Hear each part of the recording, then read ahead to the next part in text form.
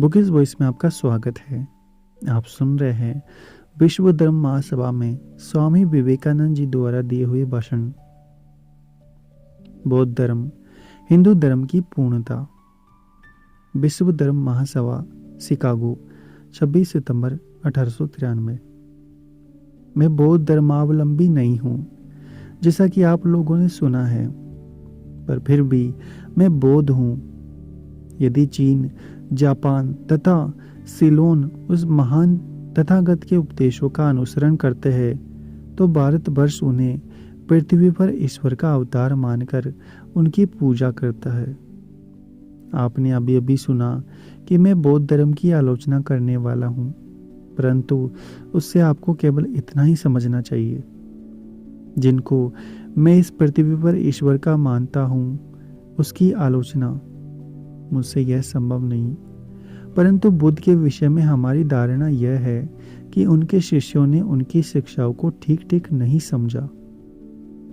हिंदू धर्म से मेरा तात्पर्य वैदिक धर्म है, और जो आजकल बौद्ध धर्म कहलाता है, उनमें आपस में वैसा ही संबंध है जैसा यहूदी तथा ईसाई धर्म में।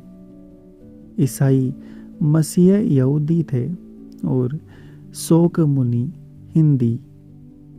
यहूदियों ने ईसा को केवल अस्वीकार ही नहीं किया, उन्हें सूली पर भी चढ़ा दिया।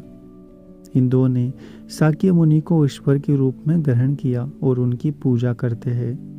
किंतु प्रचलित बौद्ध धर्म में तथा बुद्ध देव की शिक्षाओं में जो वास्तविक वेद हम हिंदू लोग दिखलाना चाहते हैं, वह विशेषता यह है कि शाक्य मुनि कोई नई शिक्षा देने के लिए अवतीर्ण नहीं हुए थे। वे भी ईसा के समान धर्म की पूर्णता के लिए आए थे, उसका विनाश करने नहीं।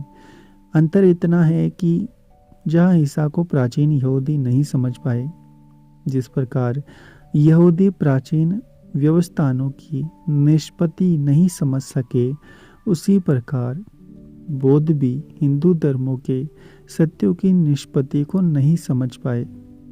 मैं यह बात फिर से दोहराना चाहता हूँ कि शाक्य मुनि ध्वंस नहीं करने आए थे, वरन वे हिंदू धर्म की निष्पत्ति थे, उसकी तार्किक परिणति और उसके युक्ति संगत विकास थे। हिंदू धर्म के दो भाग है, कर्मकांड और ज्ञानकांड। ज्ञानकांड का विशेष अध्ययन सन्यासी लोग करते हैं। ज्ञानकांड में जाति भेद नहीं है। भारतवर्ष में उच्च अथवा नीच जाति के लोग सन्यासी हो सकते हैं और तब दोनों जातियां समान हो जाती है। धर्म में जाति भेद नहीं है। जाति तो एक सामाजिक संस्था मात्र है। शाक्य मुनि स्वयं सन्यासी थे और यह उनकी ही गरिमा है।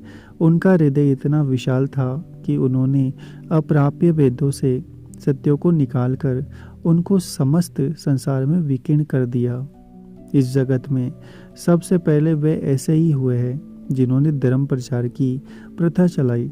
इतना ही नहीं, वरन मनुष्यों को दूसरे धर्म से अपने धर्म में दीक्षित करने का विचार भी सबसे पहले उन्हीं के मन में उदित हुआ।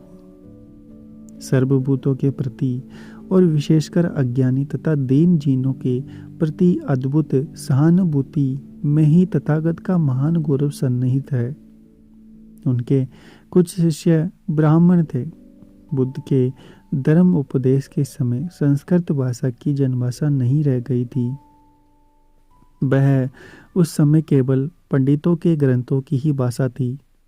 बुद्ध देव के कुछ ब्राह्मण शिष्यों में उनके उपदेशों का अनुवाद संस्कृत भाषा में करना चाहा था, पर बुद्ध देव उनसे सदा यही कहते, मैं दरिद्र और साधारण जनों के लिए आया हूँ, अतः जन भाषा में ही मुझे बोलने दो। और इसी कारण उनके अधिकांश उपदेश अब तक भारत की तत्कालीन लोक भाषा में पाए जाते हैं। दर्शन शास्त्र का स्थान चाहे जो भी दो, तत्व ज्ञान का स्थान चाहे जो भी हो, पर जब तक इस लोक में मृत्युमान की वस्तु है, जब तक मानव हृदय में दुर्बलता जैसी वस्तु है, जब तक मनुष्य के अंतःकरण से उसका दुर्बलता जनित करुण क्रंदन बाहर निकलता है, तब तक इस संसार में ईश्वर में विश्वास कायम रहेगा।